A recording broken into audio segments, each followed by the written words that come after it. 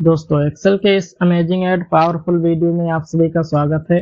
जहां पर आज हम सीखने वाले हैं स्टॉक मैनेजमेंट सिस्टम क्रिएट करना, या फिर आप आसान भाषा में समझ लो जैसे कि अगर आप कहीं पर भी काम कर रहे हो जहां पर स्टॉक वगैरह आपको मैनेज करना पड़ता हो, तो वहां पे आपको क्लोजिंग स्टॉक मेंटेन करना पड़ता है, चाहे वो मंथली बेसिस पर हो या फिर एनुअल बेसिस पर हो।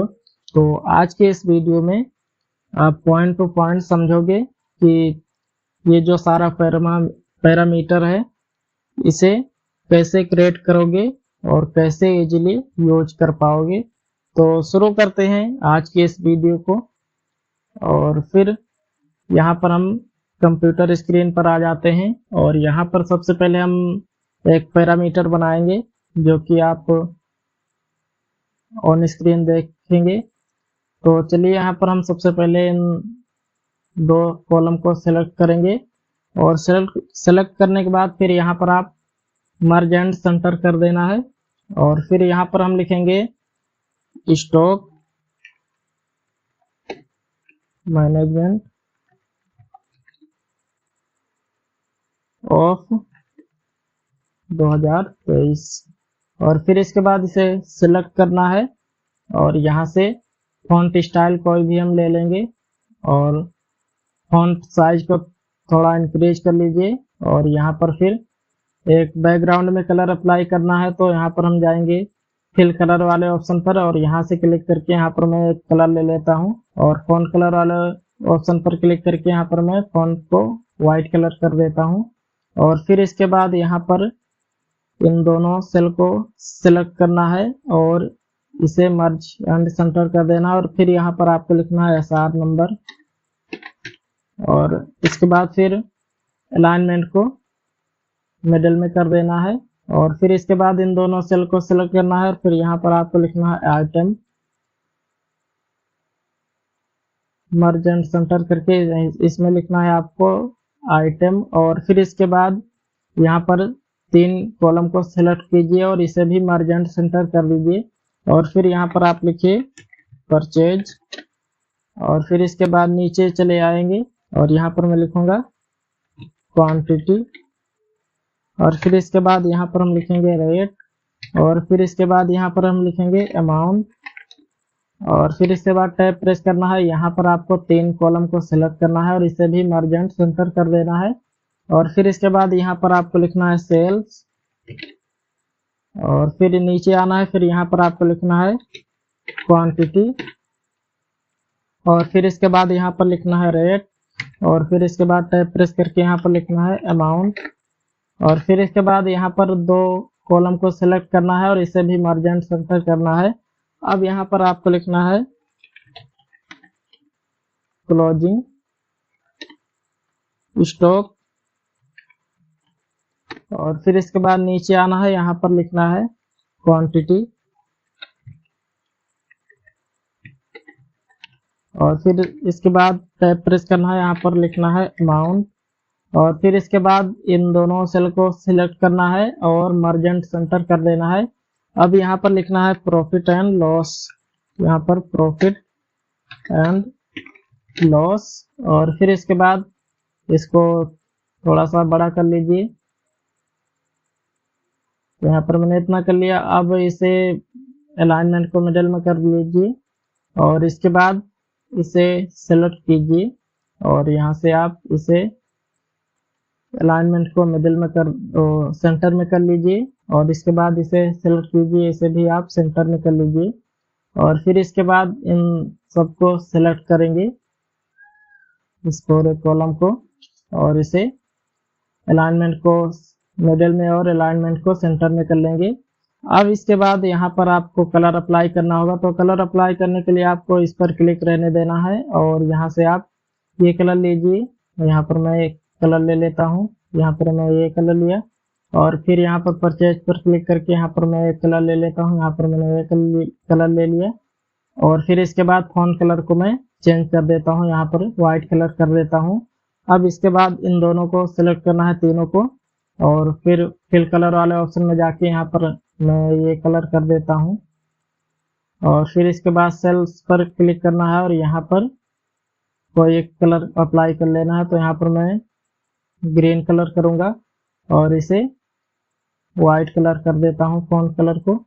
और फिर इसके बाद इसे सेलेक्ट करना है और बैक कलर अप्लाई करना है। तो यहाँ पर चलिए मैं ये कलर ले लेता हूँ और फिर इसके बाद स्टॉक क्लोजिंग स्टॉक पर क्लिक कीजिए और फिर यहाँ पर कोई एक कलर ले लीजिए। चलिए यहाँ पर मैं येलो कलर लेता हूँ और फिर इसके बाद इन दोनों को सिलेक्ट कीजिए, यहाँ से कोई एक कलर ले लीजिए। चलिए यहाँ पर मैं लाइट ग्रीन कलर ले लेता हूँ और अब इसके बाद फिर यहाँ पर आपको इन सबको सिलेक्ट करना है और सिलेक्ट करने के बाद आपको यहाँ पर सिलेक्ट कर लेना है जहाँ तक आपको डेटा चाहिए। तो यहाँ पर हमें डेटा यहाँ तक चाहिए और फिर इसके बाद ऑल बॉर्डर पर क्लिक करके यहाँ से आप ऑल बॉर्डर पर क्लिक कर लीजिए और फिर इसके बाद यहाँ पर आप डालिए सीरियल नंबर। तो चलिए यहाँ पर मैं डालता हूँ 1 और 2 लिखता हूँ और फिर इन दोनों को सिलेक्ट करना है और फिर इसके बाद यहाँ पर आपको नीचे को ड्रैग कर देना है। तो चलिए यहाँ पर मैं ड्रैग कर दिया हूँ और अब इसके बाद यहाँ पर मान लो आपके पास कंप्यूटर का शॉप हो तो वहाँ पर आपका जो स्टॉक होगा वो कीबोर्ड और माउस, मॉनिटर, लैपटॉप ये सब स्टॉक होंगे। तो चलिए यहाँ पर हम एक एग्जांपल के लिए यहाँ पर हम ले लेते हैं माउस और फिर इसके बाद टैब प्रेस करेंगे। यहाँ पर मैं क्वांटिटी लेता हूँ, यहाँ पर चलिए मैं 10 पीस लेता हूँ और रेट यानी कि आप कितने रेट पर ले रहे हैं। तो यहाँ पर मैं 100 रुपये में ले रहा हूँ और फिर इसके बाद टैब प्रेस करना है। अब यहाँ पर आपको अमाउंट निकालना है यानी कि आपने 10 पीस 100 रुपये में माउस लिया है तो वो कितने रुपए का हुआ है। तो इसके लिए आपको इक्वल लगाना है और मल्टीप्लाई कर देना है, क्वांटिटी से मल्टीप्लाई कर देना है रेट को और इंटर प्रेस करना है। तो यहाँ पर देखिए आपका जो 10 पीस माउस था वो 100 रुपये के रेट में 1000 का हुआ है। अब इसी तरह हम यहाँ पर सेल्स वाले कॉलम में आएंगे और यहाँ पर मैंने 10 पीस में से यहाँ पर मैंने 5 पीस को सेल कर दिया और वो मैंने 100 रुपये में यहाँ पर परचेज किया था और यहाँ पर मैंने 200 रुपये में सेल किया। अब यहाँ पर अमाउंट निकालना होगा तो यानी कि मैंने 5 पीस 200 रुपये में कितना सेल किया तो यहाँ पर अमाउंट कितना होगा। तो यहाँ पर चलिए इक्वल लगाना है और फिर मल्टीप्लाई कर देना है आपको। यहाँ पर आपको क्वांटिटी को रेट से मल्टीप्लाई कर देना है और इंटर प्रेस कीजिए। फिर यहाँ पर देखिए यहाँ पर आपने जो 5 माउस सेल किया है 200 रुपये में, यहाँ पर आपका 1000 का माउस सेल हुआ है 200 रुपये के रेट में। अब यहाँ पर आता है क्लोजिंग स्टॉक यानी कि आपका जो स्टॉक बचा हुआ है। जैसे कि मान लो यहाँ पर क्वांटिटी में आता हूँ और यहाँ पर मैं इक्वल लगाता हूँ और फिर इसके बाद मैं आता हूँ यहाँ पर परचेज वाले क्वांटिटी में, यहाँ पर इसे सेलेक्ट करूंगा और माइनस कर देना है यहाँ पर सेल्स वाले क्वांटिटी के साथ। तो यहाँ पर इंटर प्रेस कीजिएगा तो यहाँ पर देखिए 5 स्टॉक आपके पास बचे हुए हैं। अब आप इसका अमाउंट चेक कीजिएगा तो यहाँ पर आपको इक्वल लगाना है और फिर इसे सेलेक्ट करना है, यहाँ पर इसे क्वांटिटी को सेलेक्ट करना है और फिर इसके बाद माइनस मल्टीप्लाई कर देना है अमाउंट के साथ। यहाँ पर आपको रेट के साथ मल्टीप्लाई कर देना है और इंटर प्रेस करेंगे तो यहाँ पर देखिए आपके पास 500 रुपये का अमाउंट बचा हुआ है। अब इसी तरह यहाँ पर हम प्रॉफिट एंड लॉस का डेटा निकालेंगे। तो चलिए यहाँ पर आपको इक्वल लगाना है, यहाँ पर फिर इक्वल लगाने के बाद आपको अमाउंट को सिलेक्ट करना है और फिर अब यहाँ पर आपको सेल्स वाले अमाउंट को प्लस कर देना है, सेल्स वाले अमाउंट को, और फिर माइनस कर देना है यहाँ पर आपको परचेज वाले अमाउंट को, और फिर इसके बाद इंटर प्रेस करना है। तो यहाँ पर देखिए आपका 500 रुपये का प्रॉफिट हुआ है, यानी कि आपने 500 रुपये प्रॉफिट कमाया है।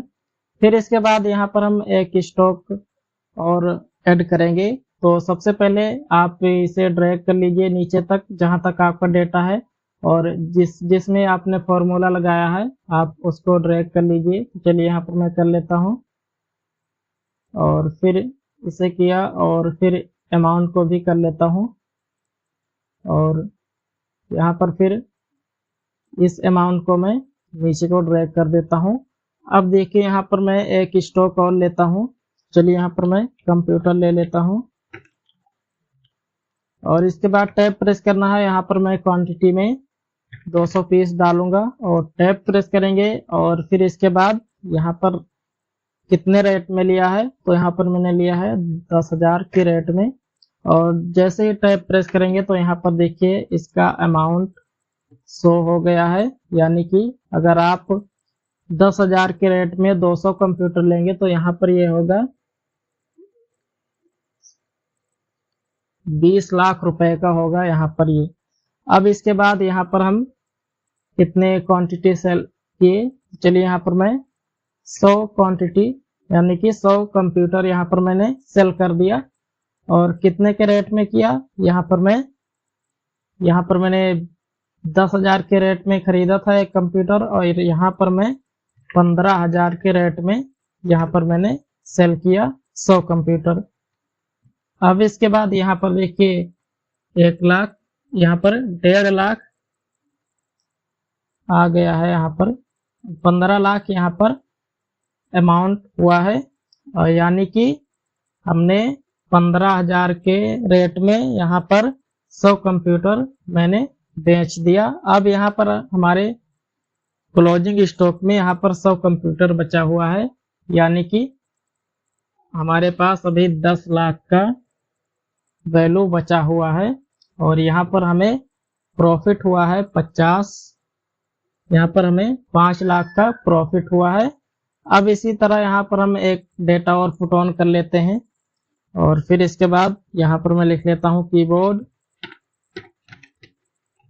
और फिर इसके बाद यहाँ पर मैं लिखूंगा क्वांटिटी में 200 पीस, या फिर मैं यहाँ पर 300 पीस ले लेता हूँ, और टैब प्रेस करूंगा, और यहाँ पर मैंने कितने के रेट में लिया, यहाँ पर मैंने लिया 200 के रेट में। और फिर इसके बाद जैसे ही टैब प्रेस करूंगा तो यहाँ पर देखिए मैंने 200 के रेट में यहाँ पर 300 कीबोर्ड लिए, तो यहाँ पर ये हो गया 60,000 रुपये का। और फिर इसके बाद टैब प्रेस करना है, और यहाँ पर मैंने सेल्स किया, यहाँ पर मैंने 150 कीबोर्ड को सेल कर दिया। और कितने में किया, मैंने यहाँ पर 200 रुपये में खरीदा था, तो यहाँ पर मैं सेल कर देता हूँ 400 रुपये में। और फिर टैब प्रेस करूंगा तो यहाँ पर देखिए अमाउंट आ गया 60,000 रुपये। तो यहाँ पर देखिए मैंने 150 कंप्यूटर यहाँ पर मैंने परचेज किया था 300 कंप्यूटर 200 रुपये की रेट में, और यहाँ पर मैं सेल कर दिया 400 रुपये की रेट में 150 कंप्यूटर। अब यहाँ पर हमारा 60,000 अमाउंट हुआ है, यानी कि 60,000 रुपये का मैंने 150 कंप्यूटर 400 रुपये की रेट में बेच दिया है। अब यहाँ पर हमारा 150 कंप्यूटर हमारा अभी बचा हुआ है, यानी कि 30,000 का स्टॉक अभी बचा हुआ है, और यहाँ पर फिर हमें 30,000 का प्रॉफिट हुआ है। तो इसी तरह हम चलिए डेटा को पुट ऑन कर लेते हैं। तो यहाँ पर देखिए मैंने सारा डेटा पुट ऑन कर लिया हूँ। अब इसे आप सेलेक्ट कीजिए, पूरा आपका जहाँ तक डेटा है वहाँ तक सेलेक्ट कर लेना है, और फिर इसके बाद यहाँ पर आप इसे अलाइनमेंट को सेंटर में कर लीजिए और मिडिल में कर लीजिए। तो यहाँ पर देखिए हमारा जो टेस्ट था वो मिडिल में हो चुका है।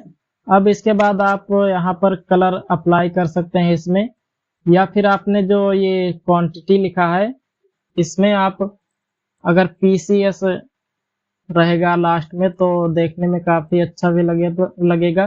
तो इसके लिए आप सेलेक्ट कीजिए इसे नीचे तक पूरा और कीबोर्ड से Ctrl+1 प्रेस कीजिए और फिर इसके बाद आपके सामने एक पॉपअप विंडो ओपन होगी और फिर यहाँ पर आप कस्टम पर क्लिक कीजिए और जनरल को डिलीट कर दीजिए। इसके बाद आप हैश लगाइए और फिर डबल कोट के अंदर यहाँ पर लिखिए PCS और फिर डबल कोट क्लोज कीजिए और इंटर प्रेस कीजिए। तो यहाँ पर देखिए आपने जो क्वांटिटी में लिखा था 10 क्वांटिटी, अब यहाँ पर बीच में PCS भी जुड़कर आ रहा है, यानी कि 10 पीस, 200 पीस, 300 पीस। और इसी तरह आप चाहे तो क्वांटिटी में यहाँ पर अमाउंट में भी लगा सकते हैं और यहाँ पर क्वांटिटी में चाहे तो लगा सकते हैं, पर यहाँ पर मैंने एग्जांपल के लिए बता दिया हो। और फिर इसके बाद आप यहाँ पर चाहे तो इसे सेलेक्ट करके यहाँ पर इसे कलर अप्लाई कर सकते हैं। तो यहाँ पर मैंने रेड कलर लिया और फिर इसके बाद मैं यहाँ पर इसे सेलेक्ट करता हूँ। यहाँ पर मैंने येलो कलर कर लिया और इसके बाद फिर इसे मैं सेलेक्ट करता हूँ और यहाँ पर मैं ये कलर अप्लाई कर लेता हूँ और फिर इसके बाद इसे सेलेक्ट किया और यहाँ पर मैं ये वाला कलर अप्लाई कर लेता हूँ और फिर इसके बाद मैंने इतना इसे सेलेक्ट किया और यहाँ पर मैं ये कलर कर लेता हूँ और फिर इसे मैं सेलेक्ट किया और इसके बाद फिर यहाँ पर मैं ये वाला कलर अप्लाई कर लेता हूँ और इसके बाद मैं इसको सेलेक्ट करके यहाँ पर मैं कर लेता हूँ और फिर इसके बाद आप इसे सेलेक्ट कीजिए और यहाँ पर मैं ये कलर करता हूँ और इसके बाद इसे सेलेक्ट कीजिए, यहाँ पर लाइट ग्रीन कलर कर लीजिए और फिर इसके बाद इसे सेलेक्ट कीजिए, यहाँ पर आप रेड कलर कर लीजिए और फिर इसके बाद इसे सेलेक्ट कीजिए, यहाँ से आप इसे ग्रीन कलर कर लीजिए। अब देखिए यहाँ पर देखने में काफ़ी अच्छा दिखाई दे रहा है। तो इसी तरह MS Excel का यूज करके आप स्टॉक मैनेजमेंट का प्रैक्टिकल कर सकते हैं। यहाँ पर परचेज, सेल, क्लोजिंग स्टॉक। तो आई होप कि आपको ये वीडियो पसंद आई होगी और वीडियो पसंद आई हो तो वीडियो को लाइक कीजिए और चैनल पर नए हो तो चैनल को सब्सक्राइब कर लीजिए इसी तरह अमेजिंग वीडियो देखने के लिए। तो चलिए दोस्तों, वीडियो को यहीं पर एंड करते हैं और मिलते हैं किसी नेक्स्ट वीडियो में किसी नए टॉपिक के साथ। तब तक के लिए जय हिंद, वंदे मातरम।